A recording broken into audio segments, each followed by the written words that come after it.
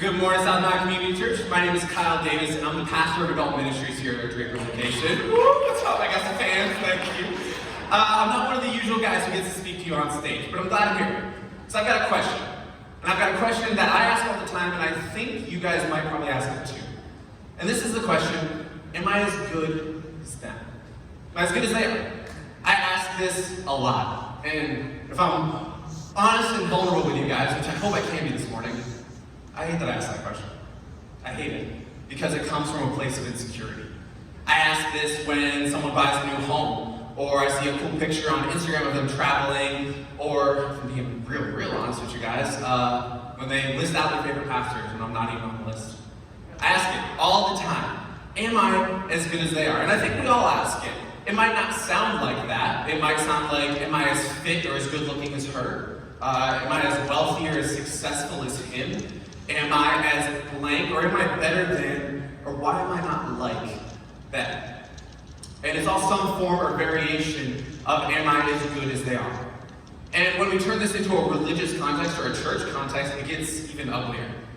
When I first became a Christian, I had a ton of insecurity because I was surrounded by great men and women of God. And there's still great men and women of God. And I was insecure because they led teams, they worked in groups, they gave generously, they prayed prayers that, to be honest, I probably couldn't even pronounce. They did all these things, and I just couldn't measure up. And so that insecurity reared its ugly head, and it caused me to read.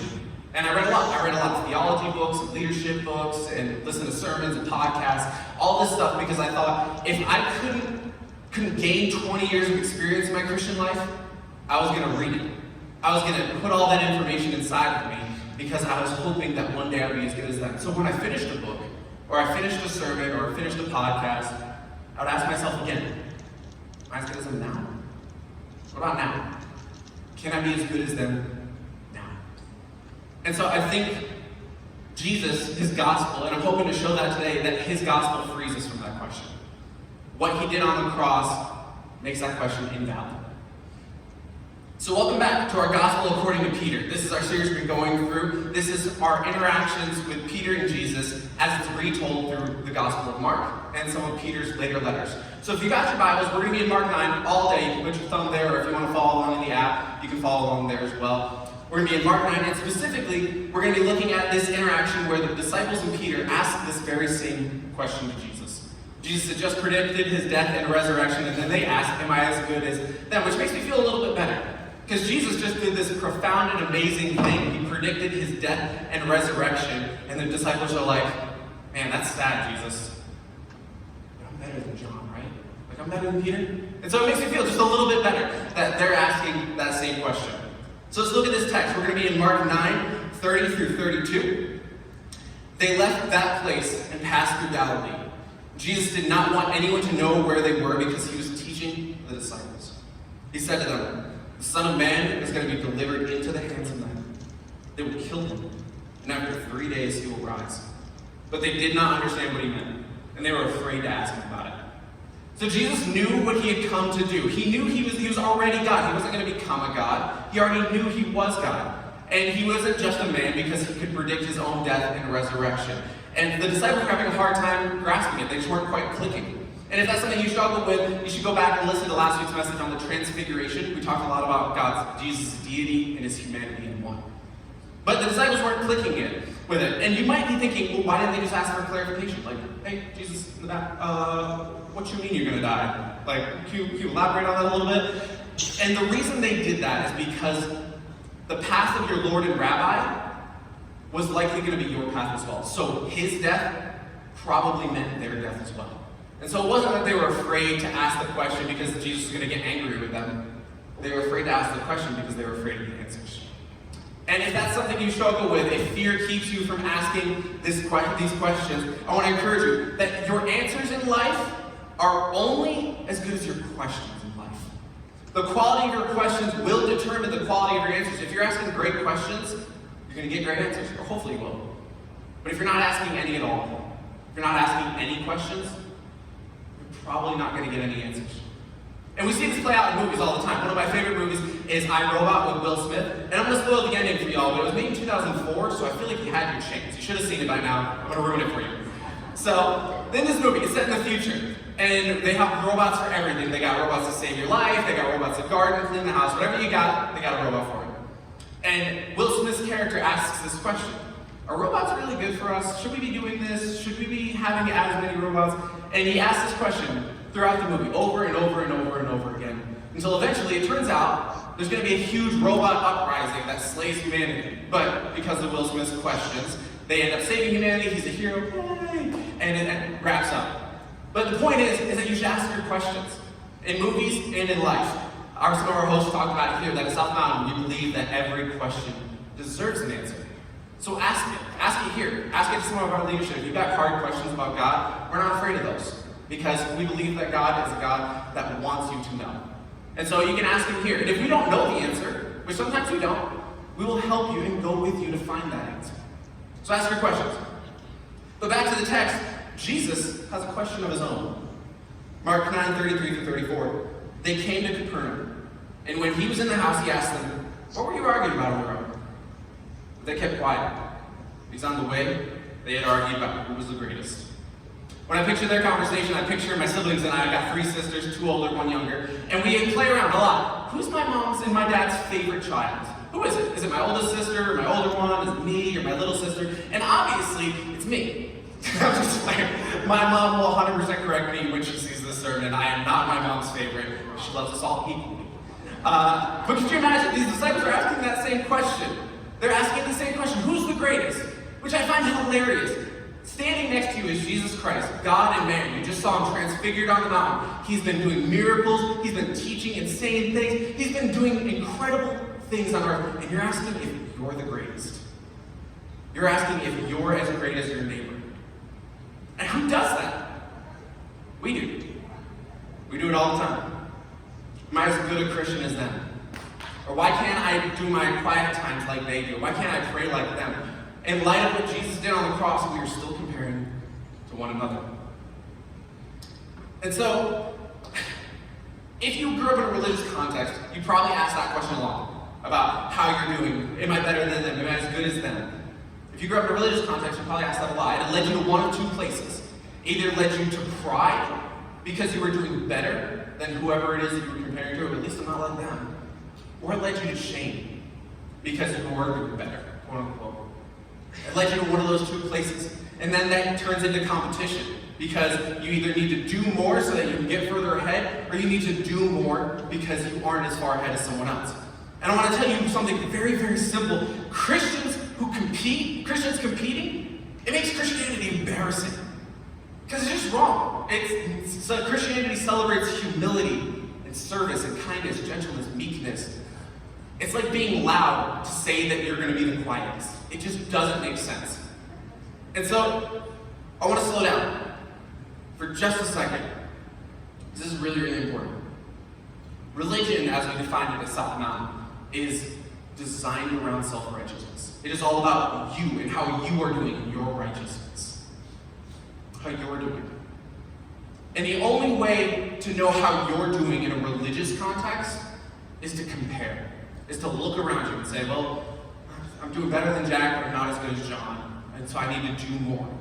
And in that religious context, I have to do more, be more, have more, because who I am right now is not good enough.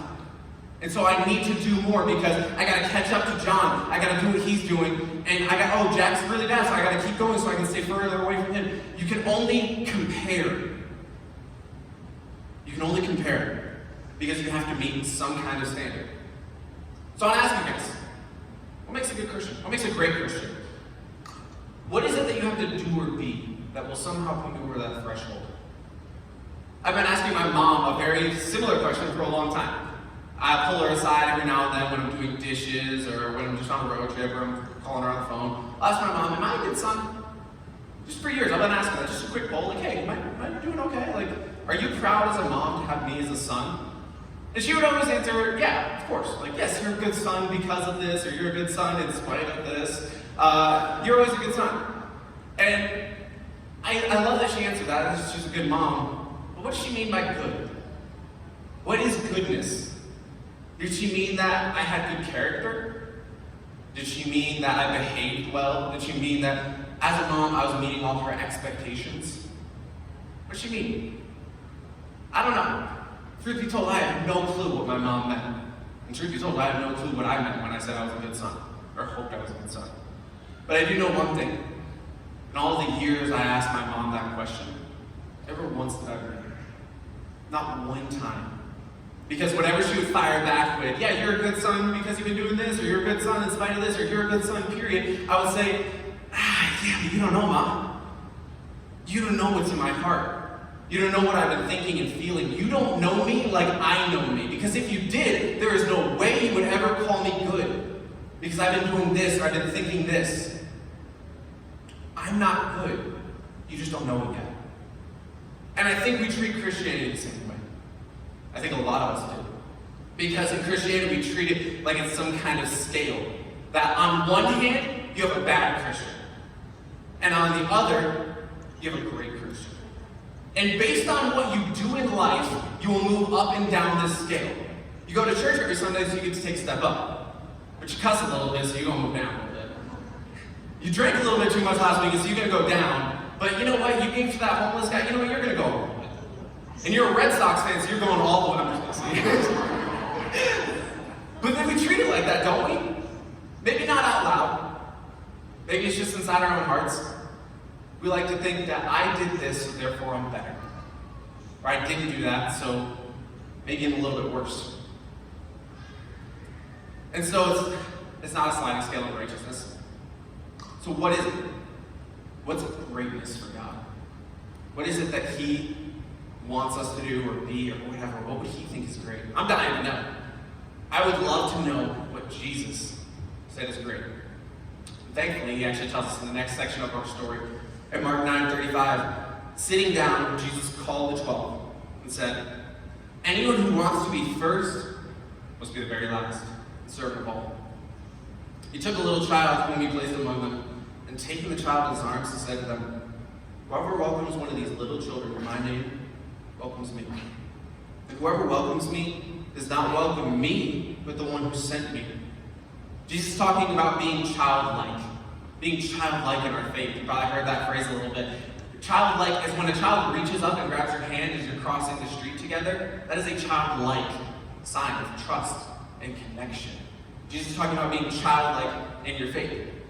And to us, that doesn't seem super profound, because we value children. In the Western American culture, children are super important to us. Sometimes we even idolize them. You might have heard the term helicopter parent. This is when someone parents their child so overwhelmingly that they become an idol in their life. But in Jesus' context, that was not the case. Children weren't objects of admiration and affection. They were items of service.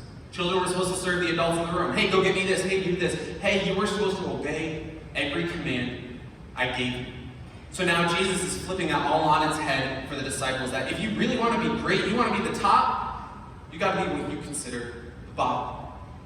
You have to do something that you would consider beneath you. You have to be like this child. And real quick, a shameless plug for kids ministry. I love kids ministry because what happens when we take Jesus at His word literally is amazing. It is incredible. We see kids take next steps. If you've never been able to tell a kid a story from the Bible and all of a sudden see the aha moment go off in their head, or maybe you've been able to help them have a great time at church, because every parent knows that you don't want to drag your kid to a place that they hate. So when they love coming into our kids ministry, parents like coming to church. And that's great. That's incredible. And so I encourage you, if you're not serving or you haven't served yet, go ahead, get involved in kids ministry. Give it a try. Because what happens when you help change their lives is incredible. You will experience change in your own life. And I encourage you to do that because according to Jesus, greatness is service. In the world, we idolize CEOs and athletes and actors and actresses and people who have people to do things for them. The dream, the American dream, is to never lift a finger again. And Jesus says that's not supposed to be the case. Greatness is service. Greatness is putting yourself in a position lower than someone else. And I love serving. Truth be told, it's one of the few things God has blessed me with. I love that. I love to serve. I love to help other people out. But there is one kind of person that everyone in this room has a hard time serving. It is nearly impossible to serve someone that you think you're better than. Because if you think you're better than them, you think they should be serving you. You cannot be like that as a Christian. You can't. Like I said, it makes it embarrassing. Because you should be placed in a position of service. And so I find it fascinating that Jesus used a child to illustrate this point for his disciples. Because in Aramaic, the language that Jesus actually spoke, the word for child and servant are the same. He's giving them an illustration that if you want to be what I consider great, like this child, you need to be what is considered great, a servant. They are the same. And that's because Jesus connects it all back to himself, that we're really not honoring and serving each other. We're honoring and serving him when we honor and serve each other. When we honor and serve them, we are honoring and serving him. And so Jesus laid all this out. They'd been arguing on the road for a few days. They'd had this conversation. Jesus gives them an illustration of the child. You'd think they'd get the point. You really, really would. You'd think that they would understand what greatness really is, but they don't. The disciples go immediately back to arguing. And so we pick back up in our story. Teacher, said John, we saw someone driving out demons in your name, and we told him to stop because he wasn't one of us. Don't stop him, Jesus said. For no one who does a miracle in my name can in the next moment say anything bad about me. For whoever is not against us is for us. Truly I tell you, anyone who gives you a cup of water in my name because you belong to Messiah will certainly not lose the reward. This isn't a competition, Jesus says. It's not you versus the other disciples. It's not Peter, James, and John versus the other one. No. And it's not even you as a group of disciples versus them as a group of disciples. You're asking the wrong questions. It isn't a competition. It's supposed to be a relationship. And that last section about allowing others to give a cup of water to you. It's really hard to do that because it's not just about serving, but letting others serve you. Because you shouldn't be robbing them of a chance to be obedient. Another pastor on staff was reading this book by Dr. John Townsend, who was amazing. And the book is called People Food. And in it, he talks about how most people are okay with serving. And most of us are. Like, if someone asks you to help them move, or can you watch my dog, or, we're willing to step up. Not pulling teeth to serve a little bit. But almost everyone has a hard time accepting people serving. And I think that's so true. I think that's why the birthday songs are really, really awkward. Because we have no idea what to do as people are giving you that gift of admiration and attention. They place this cake in front of you, and you're sitting there, and they're like, happy birthday. And you're just like, oh my gosh, when is this over? I am so awkward. Yeah, I think we have a hard time accepting that. We have a hard time letting people serve us. So I'm going to ask you two questions. Who are you serving, and who has served you? Who are you serving, and who has served you? And that first question is probably a little bit obvious. We've been talking about serving for a while now, and so you probably saw it coming. Who are you serving? Yeah, I jump into kids' pitch, all that jazz. But that second one is one that I didn't think about a lot. But it's so true. We are being served all the time. And we should be generous and grateful for that. I mean, in the last 45 minutes, you've been served by at least a dozen people. You were welcomed in by guest services. The band led us in worship, and they gave up their time. The tech guys in the back, who you may not even know, served you. And if you got kiddos, they're creating a great environment over there. You're being served, whether you know it or not. And so back to our story of Jesus and his competing disciples. Jesus wraps up the conversation in Mark 9:50. He says that salt is good, but if it loses its saltiness, how can you make it salty again? Have salt among yourselves and be at peace with each other. Be the type of people that make the world taste good, so to speak. That you tasted and saw that Jesus was good, so go and be that for someone else. Be salt the way Jesus was salt in your own life. And be at peace with one another, because being salt is being at peace. In the pathway to peace with others, how you do that, how do you be at peace with other people, is to take a step back before you take a step up. Before you step it up in competition, take a step back. This happens when you get hurt and you feel insignificant and you feel insecure. And instead of being like, okay, let's get this road on the show, I'm going to have to do more, be more, all that jazz. Instead of competing with someone who made you feel insecure, take a step back. And you come to them as a servant. You come at it from a place of humility and service. That, you know what? You are doing great things, and I'm really proud of you. And I'm going to help you do that. I'm not going to become a competitor. I'm going to be a servant. This happens in marriage and friends and relationships when someone hurts your feelings or maybe makes you angry. And instead of lashing out, you say, hang on, hold on. I heard this. I heard you say this, and it made me feel this. I think you meant this. Is that what you meant? When you seek clarification, you're actually seeking a relationship. Because we shouldn't be competitors. We should be family. And you can't be family and compete nonstop with each other. And so, Peter would later say this about being childlike in 1 Peter 2, 1 through 3. Therefore, rid yourselves of all malice, all deceit, hypocrisy, envy, slander of every kind. Like newborn babies, crave spiritual milk, so that by it you may grow up in your salvation, now that you've tasted that the Lord is good.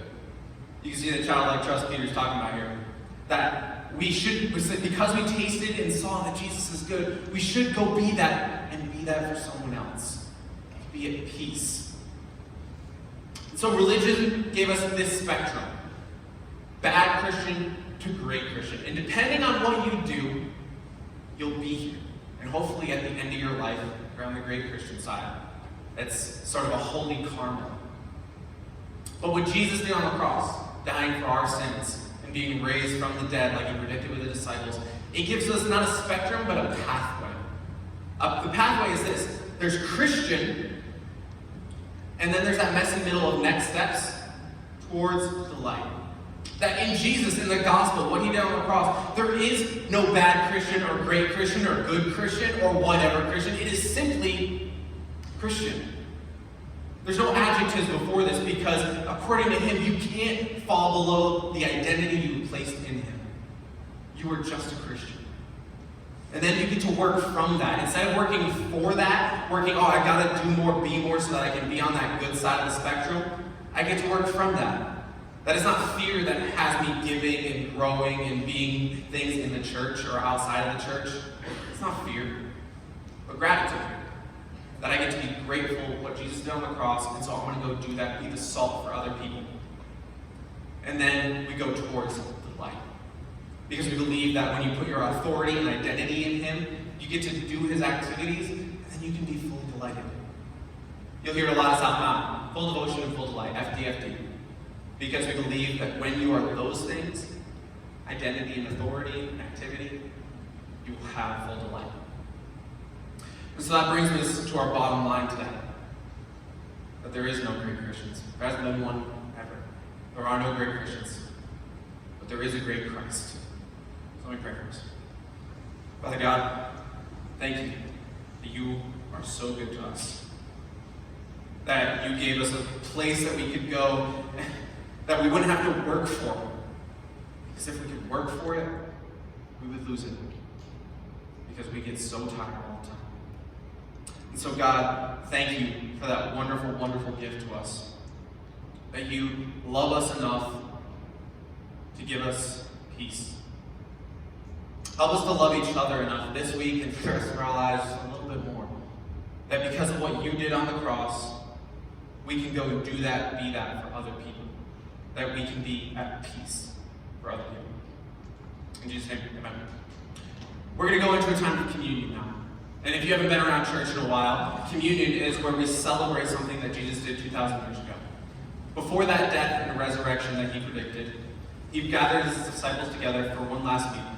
And in that meal, he broke the bread, and he says, "This is my body, which is broken for you." And in the same way, he took the cup of wine, and he said, "This is my blood, which is poured out for you." He was predicting his death on the cross. And that by that death, we would be able to live a new life. That we wouldn't have to work for our salvation, but we can work from it. We can live from it. So the band's going to lead us in a song. And if you are a Christian, if you're a Christ follower, I invite you to stand whenever you're ready and partake. You can go to any one of the 4 stations to my front, left, and right, and the back.